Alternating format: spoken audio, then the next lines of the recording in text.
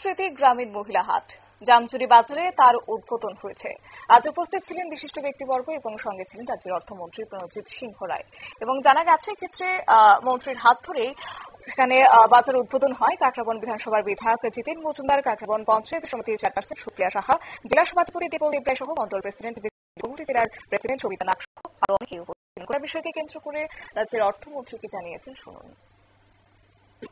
তারা নিজস্ব নিজের অধিকার নিজের ক্ষমতা বলে তাদেরকে এই যে রোজগার সুযোগ হয়েছে বিভিন্ন রকম হস্তশিল্প থেকে শুরু করে বিভিন্ন রকম, এবং তার এখানের মধ্যে অন্যতম কাকরাবনের যেখানে আজকে এই অফিস যেখানে ওপেনিং হচ্ছে এবং কাকরাবন ব্লকের অধীনে যেখানে প্রায় 42,57,000 টাকা উপরে যে এই কাজ হয়েছে এমজিএন টাকা মানে ফান্ডের থেকে।